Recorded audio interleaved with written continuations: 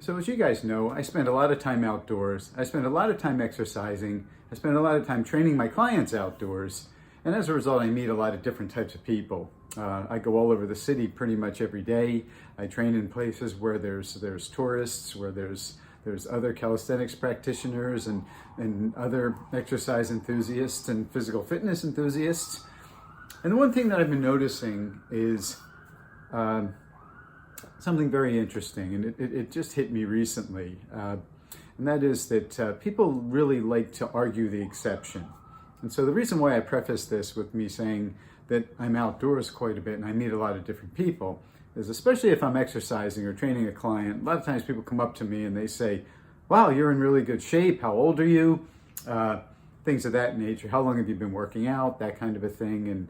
And then they may get specific and ask about my diet. But the question that I get a lot from the type of person that typically argues the exception is, what's your secret? What's the secret to getting in shape? And I always try and answer every question that people ask me. And so I'll answer that question the way I always do. And I say that the key to getting in shape and to staying in shape is making it your lifestyle. You have to be conscientious, you have to work hard at it, and you have to just be mindful of all the different components that would comprise a healthy lifestyle, which is exercise, diet, recovery, having a good mental outlook, a good support system, whether that be family, friends, or a combination. And a lot of times people will kind of giggle nervously and say, oh, well, that's no fun, because I'll sum it up by saying it's basically clean living, which is something that I'm very fond of saying. No smoking, no drinking, no drugs, no garbage food, just clean living, right? Just an easy, simple, clean lifestyle. And so people typically, if there's more than one around, someone will say something to the effect of, well, yeah, my grandfather lived to be 98 years old, and he smoked and he drank and he never exercised. And so, with that, I'll be like, wow, that's awesome. I wish I had that type of genetic hardiness, especially in my family, which is there's really not a whole lot of longevity. But it's the point of arguing the exception being this person's grandfather lived to 98 and living an unhealthy lifestyle. Well, to be sure, it happens, but that's typically not the rule. And it's one of the things that I've been noticing around. There's one sort of thing going around on social media where there's a photo of Mick Jagger, the famous singer from the Rolling Stones, on stage dancing and singing up a storm, and next to him is what you would typically think of as a senior citizen, because Mick Jagger's 80. So it's like Mick Jagger and the typical 80-year-old, right? Proof that a life of sex, drugs, and rock and roll is the way to go.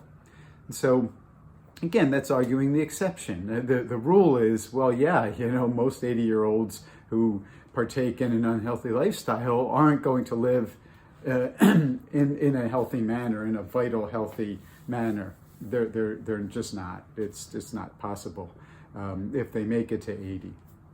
So the danger here is not so much arguing the exception, because I believe in a healthy discourse, and I believe in seeing all sides of everything, but it's the normalization of it, guys, and that's where the danger comes in, because all of a sudden you'll start to think, first it'll be in your subconscious, but then you'll start to think and it'll become more in the forefront of your consciousness about, oh, well, yeah, maybe, when I see famous actors and actresses riding motorcycles with no helmets on in a tequila ad, yeah, you know what, that's not a bad way to go. Maybe I can be like them if I drank tequila and rode a motorcycle with no helmet on.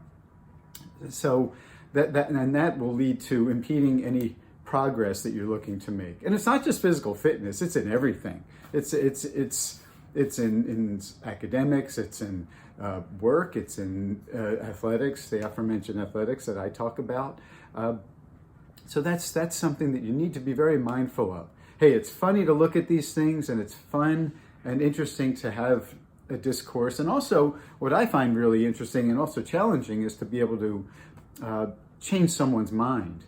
And that's really what the essence of my job is to help motivate and get people to change their lifestyle and become much healthier and become who they really want to be physically and mentally, and hopefully it'll lead to a spiritual awakening as well. So just be mindful of that, guys. It's fun and all, and it's great to see these people, especially all on the morning shows too, right? When you're watching the morning show and there's someone who's lived to 100 and they say, oh, and what's his secret? 2 glasses of Jack Daniels every night before bed, right? Yuck, yuck, yuck. Isn't that great? Guys, don't. That's not the rule. That's the exception. So be very mindful of these things.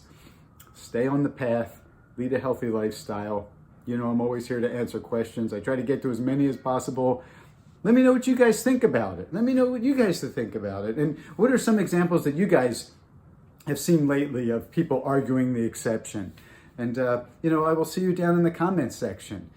And as always, guys, I'm on this journey with you, okay? I'm not here to preach. I'm not here to pretend that I'm anything more or less than just someone who's walking with you guys.